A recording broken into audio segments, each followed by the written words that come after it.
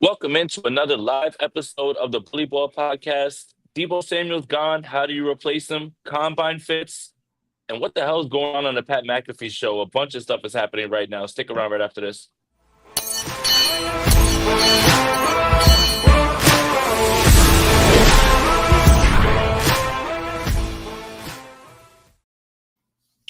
I'm Jason Aponte. That's Steph Sanchez. This is the Bully Ball Podcast on the Gold Standard Podcast Network. Steph, sources say that you skipped the combine because you're scared to compete. Any sort of retort to that?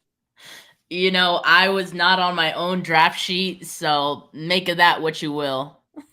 Steph Sanchez sliding down boards because you prefer to be in Hawaii than competing at the combine. You hate to see it.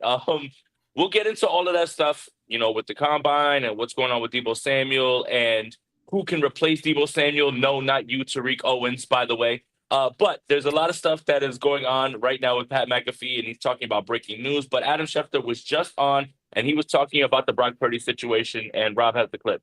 One or both of those guys join that club? Well, I think Brock Purdy certainly could, but that's a question if they get that deal done. Again, you touched on it there, D, but the Niners, if they don't sign Brock Purdy this offseason, and here's a team that really is up against it financially, if they don't sign him, and Brock Purdy obviously is going to want to get a deal done, and the Niners would want to get a deal done. But the issue is he's scheduled to make $5.1 million this season. He then could be tagged after next season for $41 million. He could be tagged the season after that for $51 million. So if you don't get a deal done with Brock Purdy and you're the Niners, and again, this would not be what Brock Purdy would want, I would imagine. Certainly not what his agent would want. He would play for $5 million this year, 41 next year, 51 the year after. You're talking about $97+ million over the next 3 years, which for most people would be incredible money, but not for a quarterback who's waiting to get paid. And so the Niners have a bit of a cap issue, cash issue. And so they can't put Brock Purdy necessarily where he might be. They can go to a certain level. They'd want to pay him, but it's not going to be, I would imagine, quite as high as most people think. Hey, listen. Well, if you thought that we were going to have a quiet offseason, then I would have asked, what team do you think you're rooting for? But, with this, I think it kind of ties hand in hand with what John Lynch said about, hey, nothing's a guarantee. And I think that's a little bit of a difference because the 49ers do have these options in terms of, hey, you are under contract, bud. There's nothing you can do about that. And we have options after that as well, too. So, yeah, we'll talk. But if we don't like what you're talking about, what are you going to do? Not play? And I doubt that's what he's going to do. So I think that kind of ties into all that. So again, this feels like matter-of-fact stuff to me, Steph, because all of these things are true and all of these things we knew before Adam Schefter said any of that. I don't know if I agree about this whole conversation that's been going on about the 49ers suddenly being strapped for cash. I do think a part of it has to do with, the front office, maybe, Jed feeling a way about spending too much, what he feels is too much, and maybe wanting to, slow the roll a little bit of re-signing all these guys, and how that impacts, his money and how much he has to pay in all these deals. I almost wonder if they're putting that stuff out there too to convince Brock Purdy that, hey, this is why we can't pay you. What do you think? We think it's better if you just resign with us at this price so we can afford you at. If not, we're going to have to take these other avenues. But you should probably just accept this deal because it's the best deal that we're going to be able to offer you. The 49ers are known, I think, to pull out all the stops in order to try to get a player to sign to the cheapest deal possible. And, we've seen players not fall for it, right? Especially the wide receivers on this team. And ultimately, they end up getting what they wanted to in the end of it. I don't know if Brock Purdy is in the business of playing hardball, right? If he could go toe-to-toe with the 49ers, because I think what we've seen with, Nick Bosa, we've seen with Deebo and Ayuk in those recent years is that they were willing to go toe to toe and play hardball and play dirty if they needed to, right? I just don't see Brock Purdy, being that guy. So unfortunately, the way it's looking right now, I do feel like he's in the position to get run over, by the 49ers and just basically take whatever, the best deal that they're going to offer him. But I think all this talk about, cap stuff is just the 49ers putting that message out there purposefully, strategically, in hopes to, have the Brock and his representation lower their expectations. Yeah, and I think you're dead on with what you were saying about Jed York and how the 49ers caved at the end, right? And I think the 49ers are very much in the business of winning negotiations more than they are, bringing back the players that they want to. They always want to look like they're the ones who win the negotiation. But I think at this point right now at 2:08 Eastern time on March 4th, this is just par for the course for these negotiations, and it's going to get worse before it gets better with all these things that are about to come out. There's no real need to panic right now on March 4th. There's no real need to take this as other than there's going to be a complete off season of this entire talk, and there's always going to be these discussions. And the longer and longer that this goes on without a deal or anything like that, then these talking points will become higher up on the bulletin board. So, yeah, you know what? I think the Yorks are absolutely not in love with the way that things have gone, and I think that that's something that's come out, right? Like very recently. But, at the same time, this is the tip of the spear right now. Like, there's a lot more to go down here. Like that's going to happen, and just, it's not even like buckle up. I think this is par for the course for negotiations and how it is, especially when you're thinking about a quarterback. But the problem is this quarterback isn't going to hold out. This quarterback is under contract. This quarterback could be franchise tag. So this isn't a who blinks first. It's, hey, man, meet us in the middle and let's get to this number that we want to get to, or just play this year out and we'll tag you and we'll deal with this again next year. So this whole idea that there's like this hard deadline or, you got to get this done. You don't have to do anything. That man is under contract. That man will not sit out. That man is going to play football for the 49ers next year. He does no help to himself by holding out because he didn't get a contract. It's just not how it works. But Jay, that's exactly what the 49ers were basically telling Brandon Ayuk, right? Mm-hmm. Like he had another deal they had the 5th-year option they could take on him. He was threatening to hold out to start the season. What did they do? They ended up folding. Yeah. So I think there's proof that, the 49ers, like I said, are going to try to convince a player that, hey, we have all these options. We have all the leverage, and the player has that leverage of threatening to hold out. And the 49ers should be scared of that. It's one thing to be scared of Brandon Ayuk holding out, and clearly scared enough that they ended up paying him what he wanted. But to do this with your quarterback, you can't mess around with a quarterback. I mean, your starting quarterback, what's your plan B? They really don't have one. Not to say that they won't look to explore one this offseason. I mean, like you said, this is just the tip of the iceberg. It will not shock me if we start hearing quarterbacks being linked with the 49ers, Aaron Rodgers, Sam Darnold, who knows? Like, we're going to hear all these names. So that's the 49ers again, like leveraging exercising their leverage in this situation and, trying to make the player feel that pressure. And again, I don't think that Brock Purdy is the kind of guy that is going to go toe to toe with the 49ers. I think he'll kind of just see that. And I don't want to say he'll get scared, but I don't think he's going to call the 49ers bluff like other players have. Right. And I don't think, how do I say this without it coming off brashly?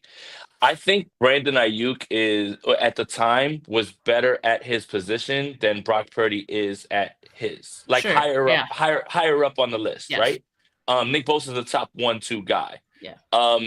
Ask around and, you'll ask 10 people and you'll get 10 different opinions on where Brock Purdy lands in the top 12, top 15, but he's certainly not top 5, right? Mm-hmm. He's certainly not top 7, right? So that's the thing is, yeah, you want to get paid market. You look around and you see all these guys that are probably haven't put together the resume that you have, and I get that part. That's the job market, and that's how we look around, and we all, we all intend to get raises by. But I don't think in the heart of hearts of Brock Purdy or anybody, even the strongest Brock Purdy defender, that they can say with a whole heart that he's like this top 5 guy that you've got to have. I don't think that. I think he's a very good quarterback, and I don't think that means that he's bad in any way and that he doesn't deserve to get paid. But I think that there's a little bit of a difference with Brandon Ayuk, who was coming off of a season as efficient as he was, and then Devonta Smith, who hadn't done anything close to that, and Jalen Waddle. Those guys got paid. I just think that there was a little bit more of leverage on his part because he was considered higher at his position than probably Brock Purdy is at his. Yeah, and we've already heard some other things that suggest that the 49ers don't think Brock Purdy's that guy, pal. Like, Tim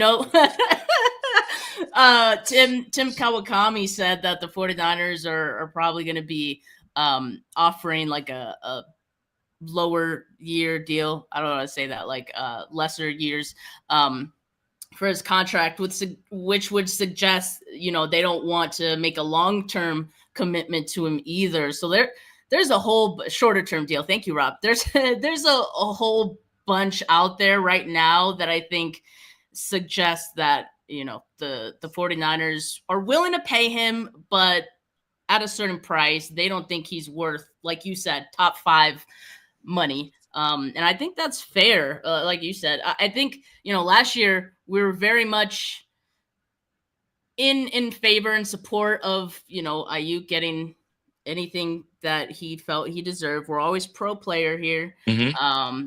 But I think we also knew that, Brandon Ayuk, it was fair for him to ask for what he was asking for, right? Just based on the market. I think maybe a little different with Brock Purdy. Like you said, he's not a top 5 guy, so it's a little different. But then again, quarterback market is weird in general, and you see, mid quarterbacks when it's time to get paid, they could get close to top of the market. So I think we'll see where this goes, but this is just the beginning, and I'm getting bad vibes already, Jay. Like I don't like where this is going.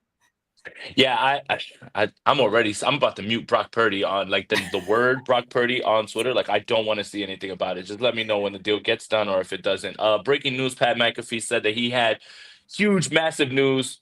It's Saquon Barkley signing an extension. Yay, Pat McAfee! You really got us all in suspense. Who cares, man? Jesus, the guy's way better at WWE than he is at this football stuff, in my opinion. Anyway, so moving on from the Brock Purdy stuff, there's still a lot of stuff to talk about. I haven't been able to talk to Steph because, like I said, scared to compete. Went to Hawaii, but there is one thing that we kind of agree on with the combine, and this will tie into this next topic about, Deebo Samuel obviously being a Washington Commander. The San Francisco 49ers should be interested in a player that has a name that is going to make people's hair stand up on their arms and in the back of their neck. And that's Washington State receiver Kyle Williams. Look, I don't believe in curses. I don't believe in jinxes. I don't believe in any of that. If you believe in it, then that's when it's going to come to your door. But Kyle Williams is a hooper, and we need to get over this, guys. You just got to get over it. It's time to get over it. It's too soon. That was like 300 years ago, man. It's over. Who cares? The 49ers used to wear Reebok jerseys when that happened. Do not care, man. Do not care. Kyle It's literally Williams, like 12, 13 years ago, right? Yeah, it's dude, get out of here. We need to make it right. Yes. This is how we do that. And if Kyle catches wind of this, because I don't know if he really he might remember the name Kyle Williams and what that means to 49er fans. But if he does remember, I almost feel like he would draft this Kyle Williams just to spite us all. I'd love that. I would love it too. I actually do agree. We're trolling a little bit, but this Kyle Williams from Washington State he's nice. 4.4?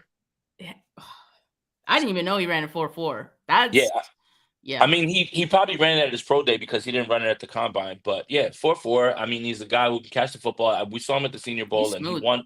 Yeah, he won a lot of his one-on-one reps with route running. Mm-hmm. Guys, obviously, just let it go. Just let it go already. Like enough is enough. And the more you talk about it, the more you speak it into existence. So that's it. If you believe in stuff like that, if you believe in jinxes and I don't walk under ladders, you probably still believe in the Easter Bunny. So let's just stop. Let's get to the facts. Who are the football players that are actually good, regardless of name? And I think the only thing, and now I'm gonna backtrack on, the fact that I don't believe in jinxes, just don't give him number 10. And I don't think any player should wear number 10 ever again. Like, whatever the opposite of put it in the rafters is, like, put it in the basement, burn it. Like, that's what they need to do with number 10. But Kyle Williams does not wear number 10, and he does not return punts. So I think we're in the safe zone, Yeah. quite honestly. Anyway. 100%. But this ties into the idea of how the 49ers intend to replace Deebo Samuel now that he's a Washington Commander. First of all, I want to say, and this is my first public comments on the Samuel trade, which was literally like a done deal at the combine. That's all everybody was just saying is he's a commander. And that made sense because of Adam Peters. You didn't really need an insider to tell you that is thank you, Deebo. Thank you for everything. And 2021 was incredible. It's probably the best offensive season I've seen from a 49er player carrying a team, literally doing all that thing. So thank you for your time. Thank you for everything. We'll always have the memories. I want to make sure that I keep it classy because I see a lot of people dragging him on the way out. Yeah. And it's just like, all right, man. You weren't saying that when, whenever he made a play to like save the game, I just think it's classless to kind of just drag the guy on the way out. This is a business decision. It had to be made, and that's it. And the 49ers decided to move on from him because they wanted to take it on the chin with the salary cap. Done. Good. We're going to get it out of the way now. We don't have to spread it out over a couple of years, but replacements. And Steph, I sent out a tweet, and I think you largely agreed, but I think this is a talking point that needs to happen. I do not want to see another Deebo Samuel type skill set player to fill in this role with Deebo Samuel. I swear to God, every single player that's ever taken an end around in college is Deebo Samuel. Every single player who has ever caught a screen is Deebo Samuel. Every single player who has ever broken a single tackle is Deebo Samuel. Here's an idea. I'm just throwing it out there. Get a receiver to replace Deebo Samuel who can separate on his own and doesn't need anything other than his feet and his route running to get himself open. Is that a crazy thought? Oh, man. I mean, this is one thing that is kind of frustrating me because I get it. Like, you have to replace Deebo Samuel in the sense that you got to just replace a wide receiver. That's it. You don't have to replace the same skill set.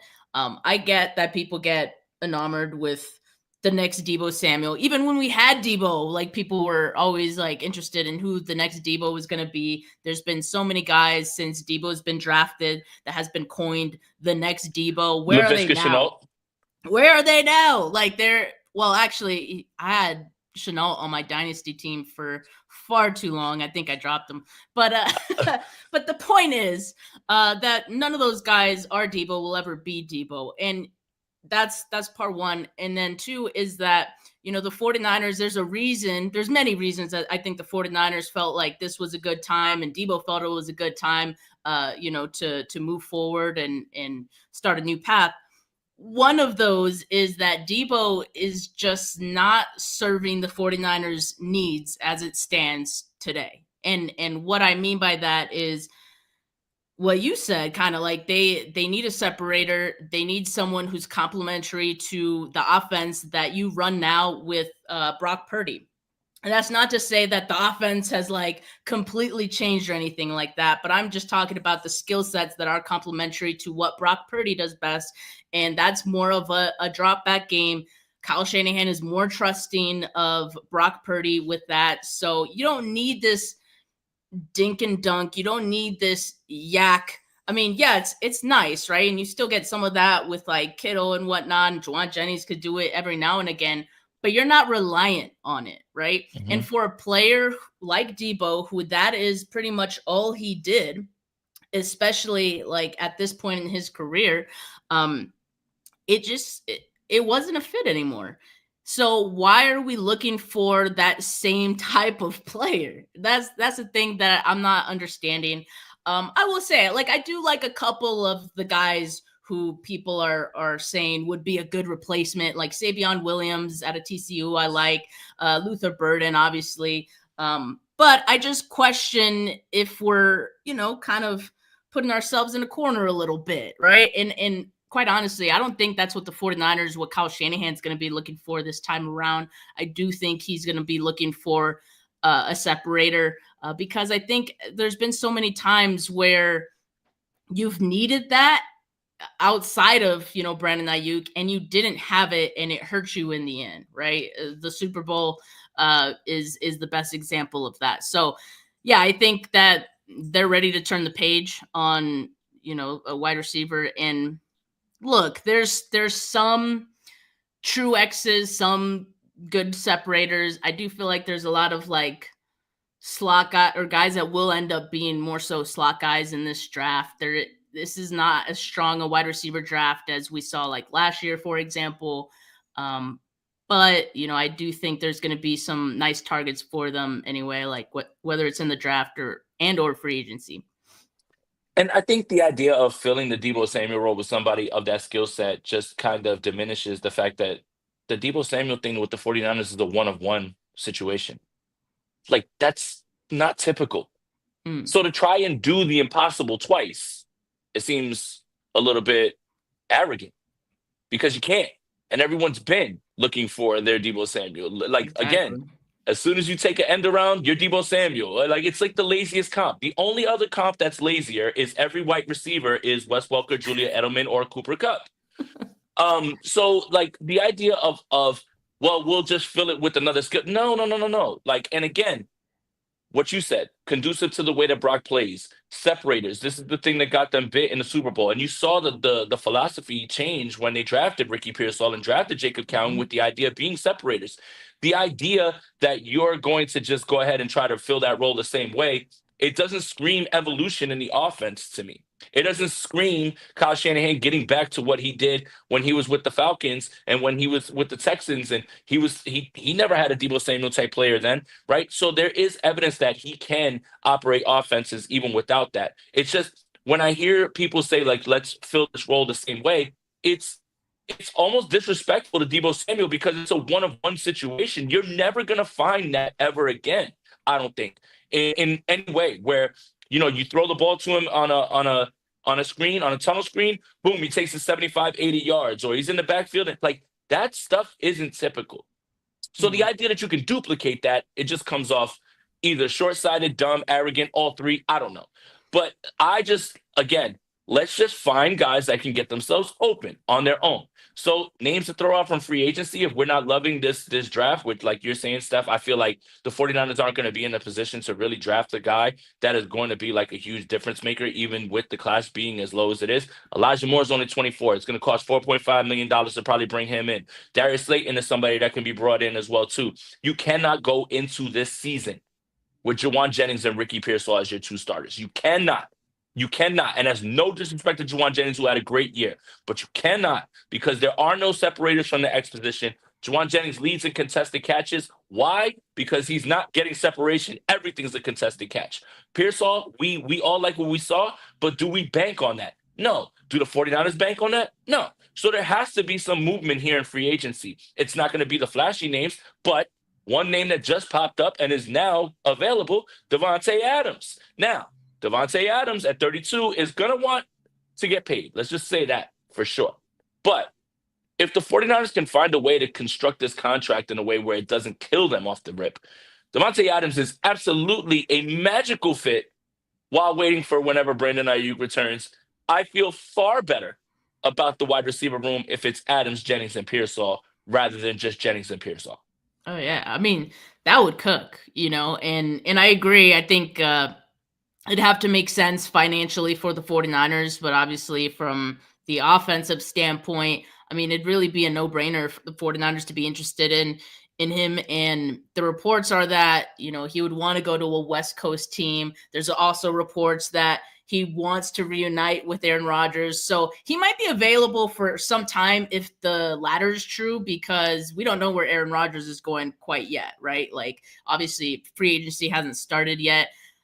I won't be surprised if Aaron Rodgers takes this to the 11th hour like he always does most things and makes it super dramatic and announces it on the Pat McAfee show, and like it's going to be this whole stupid thing. But It wouldn't shock me if we hear about Devontae Adams after that and where he goes, unless, of course, like this thing to like that he prefers the West Coast is a bigger draw to him than playing with Rodgers. I guess we'll just have to wait and see. But yeah, I think for the 49ers, like it makes sense. If they don't want to spend too much money, which is what they keep telling us now, all of a sudden, right? If that's the case, then you can go to other tier 2 type options. Like we've spoken about Darius Slayton quite a bit on the show as well. It does seem like he's going to have a significant market, right? So I don't see the 49ers getting into like bidding wars over wide receivers. So Not over Darius Slayton. Yeah, so yeah, maybe for Adams, but yeah, so it'll be slim pickings, I think, but there's gonna be some guys out there that I think you can like supplement along with whoever you want to pick in the draft. What's funny is Aaron Rodgers is just slowly turning himself into Brett Favre. Like, this is literally what Brett Favre did every single year. Like, I'm retired, I'm back. I'm retired, I'm back. Like, it's not that he's doing that. It's the whole keeping attention on yourself all the way to the end with this quarterback stuff. It's like the last thing that Aaron Rodgers has to do to complete his Brett Favre arc is to go play in Minnesota and steal money from poor people. That's what I was going to So, but with the Adams thing, Ian Rappaport did actually say that there is a significant interest in playing in the West Coast. And Devontae Adams is a Cali boy. Now, does that mean San Francisco? Does that mean Los Angeles? We don't know. But we do know that the Aaron Rodgers domino does have to fall a little bit, just because we do know that those guys are, they got a bromance and they want to play football with each other. I'll tell you who is not the answer to replace Deebo Samuel, Steph Sanchez. And I don't know where this is coming from. I don't know who woke up and decided to push an agenda, and this has to be trolling, by the way. The answer is not Terique Owens. Like, Tim Kawakami, Hey. I respect you, man, because you have a lot of good insight. You write great articles. But to his credit, he said that he's hearing is Terique Owens, but he said, I don't see it. Not his opinion. No one sees it. Like, what is... Apparently, let's give it to Deebo Samuel because Terique Owens is next. Are you kidding me? Apparently, Jay, some people have seen it because as soon as that came out, then people were out of the woodworks like, oh yeah, Terique Owens he's great. Like, what? You were not saying this last summer. And by the way, we barely saw him in training camp. I was going to say, when did you see him? Imagination Land? The guy wasn't even on the field. All right, look.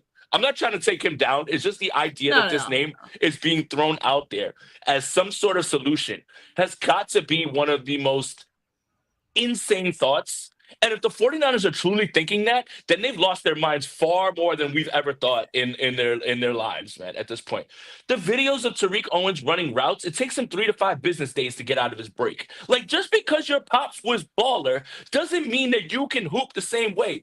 Why isn't Michael Jordan's son in the league? Why, we always make fun of Bronny James. He's in the league, but he's in the league largely because of LeBron.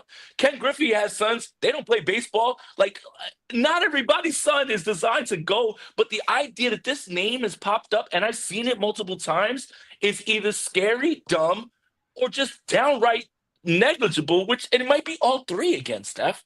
I'm not saying that he might not be nice. Like, we can see him in training camp this year and he might be nice and we're like, oh, like, okay, yeah, like he's cool.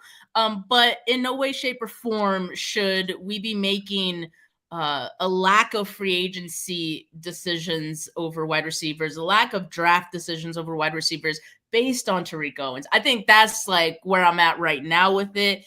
I'm not saying he can't be someone in the future, but like, yeah, like to not address wide receiver or feel like you don't need to address it because of him is kind of malpractice. Here's an idea. You drafted a fast separator last season from Arizona. How about we give Jacob Cowing a look before we talk about guys that weren't even on the field at all or were in practice squads? Like, the idea that now Terique Owens is going to jump over Jacob Cowing.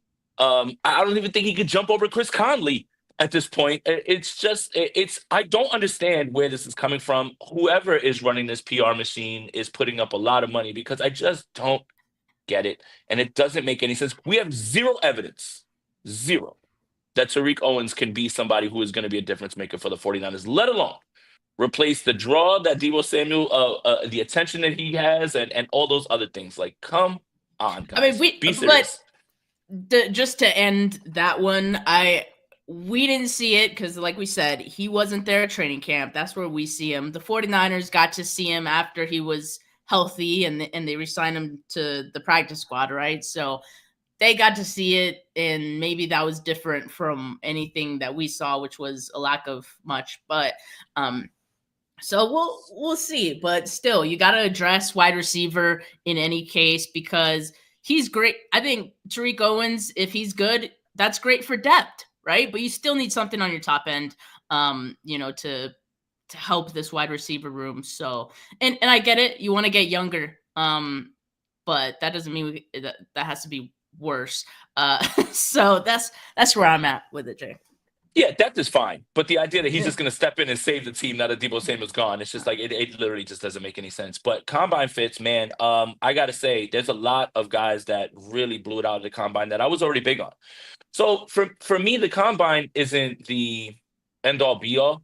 And I feel like a lot of the reasons that people don't compete is because you can only hurt your stock by going to the combine. You can't really boost it. The boosting is for the people that are tweeners that have questions, right? The guys that are solidified, you can only hurt yourself by going to the combine if you don't perform, right? If you're a tweener, if you're a guy that people are a little iffy on, you can rise up boards with that. But for the guys that are solidified, they don't need to compete in that at all. That's why I understand why they don't go. Like Cam Ward not throwing, who cares? He's still firmly in play for number 1 pick. Like it doesn't matter, right? But I gotta say, Jalen Noel is He's all nice. the all the way at the dog. top of my board. He's just like for me, the comp that I have is he's just a faster DJ Moore. And I love Like DJ that. Moore as a receiver, right? But the thing is people are gonna be turned off by his size. Can he play? The guy separates. He's not gonna wind up taking a lot of hits. He separates. He's a smooth operator. He's strong. I really enjoy Jalen Noel a lot, man. And the speed at the 40 just confirmed what I was liking about him already. Yeah, 4.39 at the combine. Yeah, I like him. Obviously, being able to see him at the Senior Bowl, he was winning his one-on-one reps. One thing he wanted to prove out there was that he can win both inside and outside, and I think he did that. So yeah, I think he'd be rising up boards for a lot of players or a lot of teams, right? So I think he definitely did himself some favors. The other Iowa State wide receiver, Jaden Higgins, I think is intriguing as well. He ran a 4.47, and he's got the size that I think you would want. And watching him, I think he's nice too. There's a couple of other guys like I like Savion Williams. Like I said, there's concerns about drops with him. I liked Tez Johnson. I was expecting him to be faster, but it really doesn't concern me because he gets open. I Play think speed is different than the 40. Yeah, exactly. And that's another thing that to keep in mind. Sometimes like people's play speeds are slower than what their 40 time is and vice versa, right? So always something to be cognizant of. Always watch the tape and trust the tape. And just other guys that I've watched. I watched Jalen Royals the other day. He's intriguing, but again, I think like that's not the type of receiver I would want for the 49ers right now. I want like a true like alpha like X type of receiver that's going to complement Brandon Ayuk. And if Brandon Ayuk is not going to be that same guy right away, which I don't think we should expect him to be, that's why I'm looking for an X alpha that could be that guy if he isn't ready right away, right? So that's the thing that's tough for me. My favorite wide receiver, I think, in this class is Matthew Golden, to be quite honest with you. He's been like, if you watch his game against Arizona State, man, I mean, he was everything. And if you guys like Cam Scattaboo and you watched that game, right? And Cam was making a lot of plays. On the other end, it was Golden all the way. Like they were kind of going back and forth, and their offenses were running through these guys. So Golden is that kind of guy for me. To me, he's like the most well-rounded receiver of this draft. And I like him, but I don't think he's going to be available for the 49ers, unfortunately. So I'm going to have to keep watching some of these other guys and see who stands out. The 49ers met with the other Texas wide receiver, Isaiah Bond. Here's another thing, too, that I think is important. It's not everything, but it's important to me.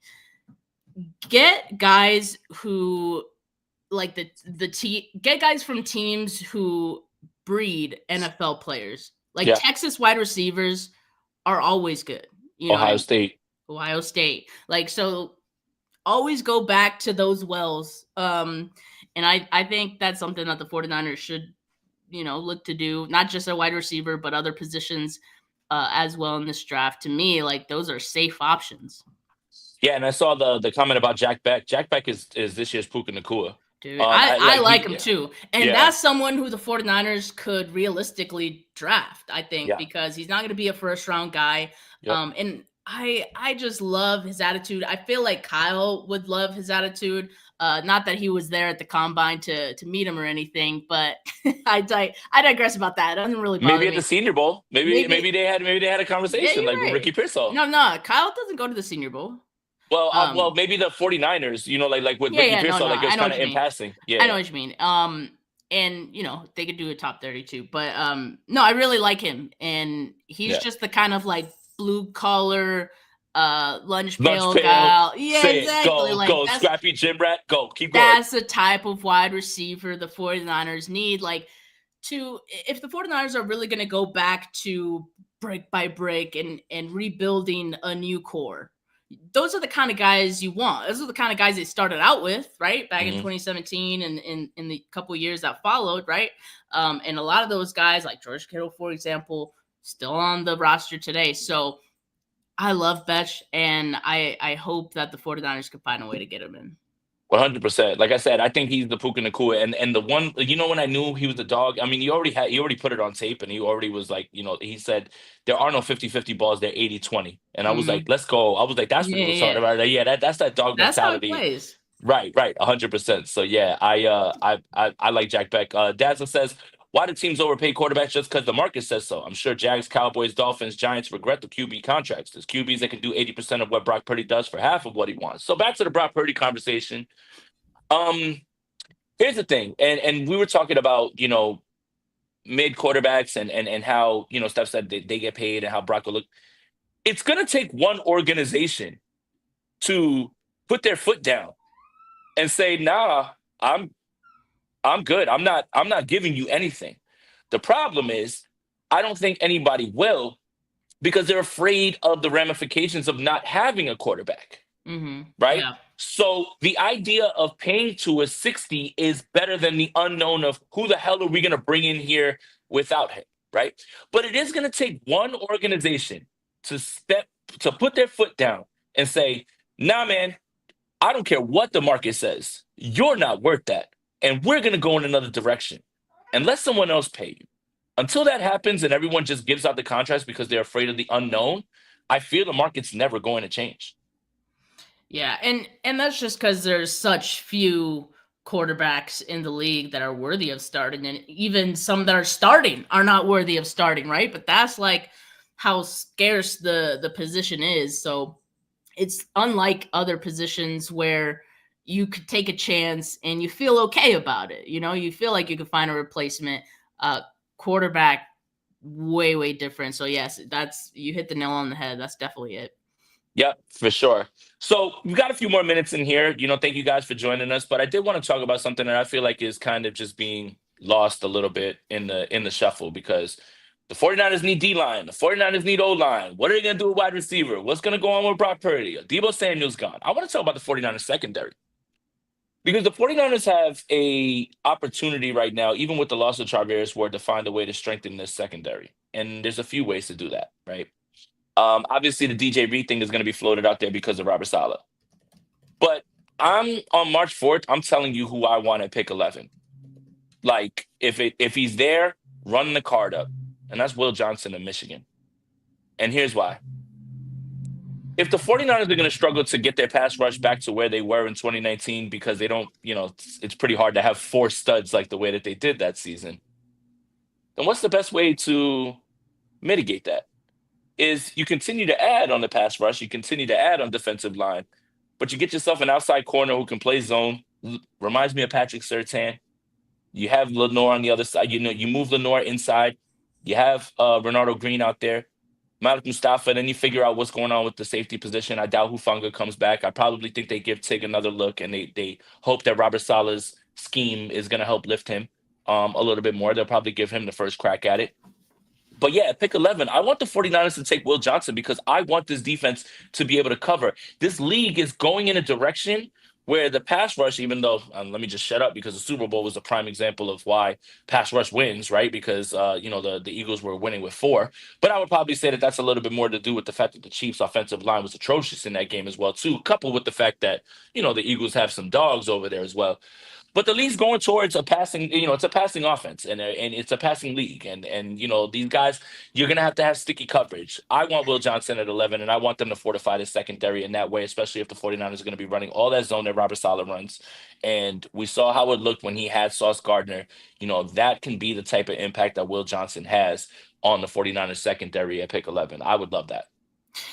So I know a lot of people point out that the 49ers haven't been a team to prioritize corner early in the draft, right? Mm-hmm. As a reason as to why Will Johnson doesn't make sense at 11, right?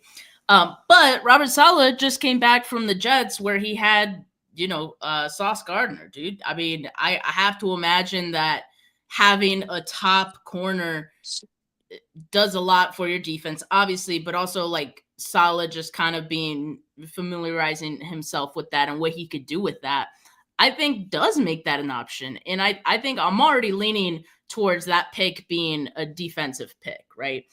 So if you don't have a defensive lineman that you like, if you don't have an edge guy that you like, which as time goes on, there's less guys in those spots that I like at 11 that I feel would be worth it. So yeah, I think Will Johnson, I haven't watched him yet personally. I do got to get on that, but just from the standpoint of knowing he's like the top corner in the draft and knowing that, Robert Saleh now has a taste of what it's like to have a true, CB1 shutdown type of corner, then, I think it could be intriguing to them. Now, for me, the guy who's become like, you run to the podium to give his name is Membao, man. I mean, now I don't even think he's going to He's not making it to 11. He's not going to be available at 11. For the streets. He's for the streets now. He's for the streets is crazy.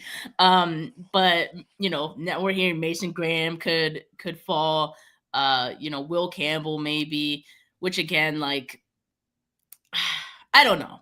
Membao probably not going to be there. So I'm like, at this point, maybe trade back and you could still end up getting a guy that you like.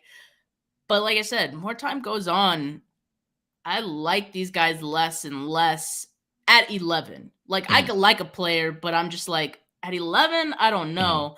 And the 49ers need someone who is, to me, like, I want a day one starter. And we don't need any project. We don't need any projects. Will Johnson. Yeah.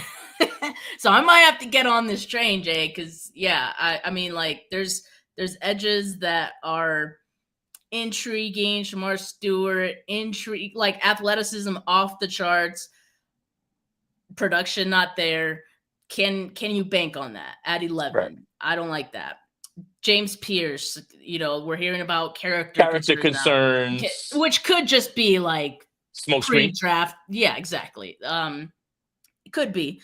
But do you like that at 11? Like, I don't know. So there's a lot of that right now where it's like there's good players, just not at 11. Like, you need to find a surefire pick, and maybe Will Johnson is that guy. Well, the thing is I'm afraid that he may not be around, right? Like, I think that maybe the Jaguars or the Falcons jump up to get him, and again, if you're talking about day one starters, he's a day one starter, like off the rip, and he's so good in zone, and he's going to be so good in the scheme.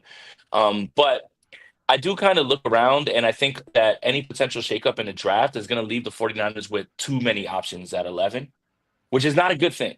And what I mean by that is this isn't there's no wrong answer type deal. but Will Campbell's on the board, Mason Graham's on the board, Will Johnson's on the board, and now you're like, you're going through the three of them. It would be really nice if one of them was available, so then you take the process out of it, but the idea is going to be, yes, you have to look at the way the 49ers have drafted previously and their tendencies, and history is a good indicator of what it's going to be in the future. But best player available, start right away, day one, it's Will Johnson. It is Will Johnson. Mason Graham is interesting because the 49ers need to find a defensive tackle that can run, defend, and pass rush. And they have a bunch of guys who do one or the other. Yeah. Hargrave, pass rusher. Malik Collins, pass rusher. Jordan Elliott, run defender. None of them can stay on the field the entire time. And everybody wanted Eric Armstead gone, but when he was on the field, he didn't come off the field because he did both. That's what you need, and that's what they're kind of missing. Another thing when we're talking about the secondary, and we talked about DJ Reed, is the Eagles have released a cornerback who, no, not you, James Bradbury, Darius Slay. And that could be an option for the 49ers. The only issue is one, I think he's a Detroit line because he wants to go full circle and get back there, and it still gives him a chance to compete. And two, he wants to get paid. But that would only lend itself to the Band-Aid approach as opposed to Will Johnson being the cheap guy and the long-term guy, right? Like forever. Like you're going to build your defense around Lenore's under contract. Renardo Green's still cheap. Will Johnson will be cheap. Malik Mustafa's cheap. That whole secondary right there, even Tank, he's cheap. And if you decide to, maybe go in a different direction and go get a safety and free agency, okay, that's where you want to spend. Cool, I get it. You don't have the confidence in the kid. But having that group be that cheap and impactful and youthful and long term, that is such a major for a team that's scared about spending.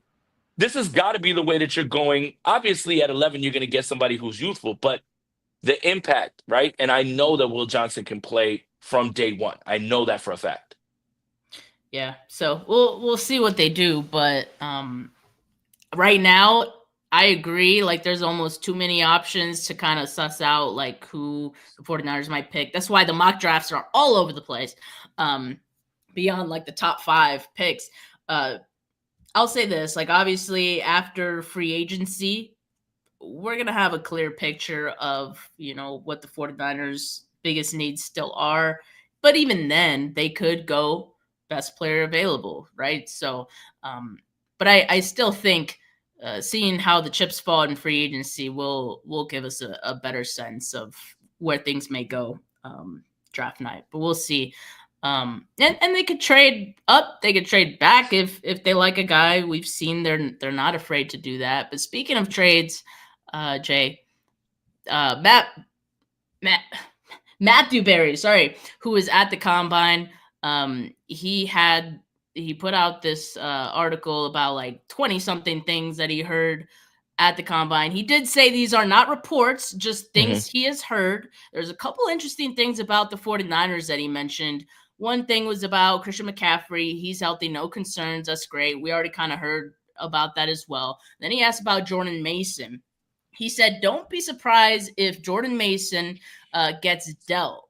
This is just me talking, but I feel like it's not an NFL draft until Kyle Shanahan has taken a late running back. So a couple of things on this. He does mention that there's trade interest on Jordan Mason. That makes plenty of sense to me. Of course it does. And also, I've never been convinced that the 49ers are as high on Jordan Mason as the fan base is. Right. So this doesn't shock me either that they would be listening to offers on Jordan Mason, and it would not shock me to see something eventually get done because I do think he'll probably get you decent value. Let's not forget, former UDFA. If you get an undrafted free agent who gets you like valuable snaps like Jordan Mason has given you, and you can get, let's just say, a 5th round pick in return, huge win. That's a net profit right there. So I definitely think the 49ers would be interested in that. And then the last thing he said was kind of the same thing about Brock Purdy that we've been hearing. There's no guarantee a long-term deal gets done. And then he said he heard the sides are still fairly far apart, which, again, I don't like how that's feeling. But what do you make of this, Jay? Trevor Etienne, pack your bags. You're going to Santa Clara, pal. That's what I'm learning about it. I mean, That honestly, it seems like that's your favorite, right? Like it is. He's my ETN? favorite. He's my favorite. The Cam Scatterboot thing is just like, yeah, I get it. You guys think he's Kyle Juszczyk. That's fine. He'll be all right, man. I'm talking about like a guy who can come in and be silky smooth and give you the same sort of skill set that Christian McCaffrey has, so the defense doesn't know what's coming. When Jordan Mason's on the field, he's no threat to catch the football, right? Like it's you know that they're just going to run the football. Trevor Etienne is my favorite because he is a guy who in college doesn't have a lot of wear and tear, is silky smooth, and can play in that same role and can keep your offense dynamic when Christian McCaffrey comes off the field, if he ever does. So yeah, I mean, the Jordan Mason thing, I do think that, we love him. We've been banging the table for him, but I don't think they love him like that, because as soon as Christian McCaffrey came back, they were like, listen, man, you were really good and you still are in the top 10 of the rushing yards somehow, and you haven't played in weeks. But take a seat, man. You're not getting out there for any snaps or anything like that. So, look, the 49ers, if they're going to continue to approach this, and they did the same thing with Jeff Wilson, by the way, which you're talking about with, making somebody an undrafted free agent and going to get a pick for him. That's a profit. That's always a profit. Getting a pick for a player that you didn't draft, that's a profit. But if the 49ers are talking about getting younger and then you've got to keep drafting running backs. I hate for you guys to hear it this way, and you don't want to, I know that everybody's like, oh, third round running backs, yeah, you took Garendo last year, but you still have, if you're trying to replenish this roster and you're trying to keep them young and you're trying to stop from spending, then how do you do that? You have to keep on drafting guys. Now, does it have to be high? I don't know how the board's going to fall, but I'm in love with the idea of Trevor Etienne being here. And if that means that Jordan Mason gets traded for a 5th or a 6th round pick, bye-bye. Sorry, man. If you're talking about figuring out how to replenish this roster with youth and not pay, then there you go. Like that's the way you do it. And, if you find something in Etienne and McCaffrey ends up breaking down, boom, you've got your long-term guy for a little while, and then you can figure that out, and he fits the scheme perfectly. So, yeah, like if we're going off of what the organization is saying, then we have to think about the logical steps that you need to take in order to put action behind those words, which is, if you're going to get younger, if you're tired of spending, draft. And that's why I think so many people are worried about like what's going on with Brandon Ayuk, because it does seem like everyone's on the table because they are looking for picks to do that same very thing. Oh yeah, and we should definitely be on the picks train. Like, more picks, the better. I was ecstatic that they got a 5th round pick, like I said, Deebo? for Deebo, because they didn't have one in this draft. What are we looking at here, Rob? I can't even see it. Let's see. If you ain't worth 100 better than in any other city, I'm icy, ain't got nothing tucked. That's a rap lyric. I don't care. I don't. Who cares? That's a rap lyric. Get it out. Get it off the screen. Get it out of here. My goodness gracious. We're not doing this, all right? We're not breaking down Ayuk IG post. We're not doing this, all right? There's college film to break down. I implore everyone, if you want to talk about your prospect, go watch him and tell me what you like about him. We're not breaking down IG comments, especially captions especially when it's a rap lyric. We're not doing that. Anyway, Steph, I know we got to get out of here. Thank you guys so much for tuning in to another episode of Bully Ball on the Gold Standard Podcast Network. Make sure you like this video, subscribe to the channel, subscribe to both our YouTube channels as well. There's a lot of good content on there. Subscribe to the audio portion wherever you get your audio podcast of the Gold Standard Podcast Network. Follow Steph on Twitter at Steph49K. Follow me on Twitter at JasonAponte2103. And for Steph, for Jay, we're out of here. No rap lyrics for 2025. I don't want to hear it. Peace.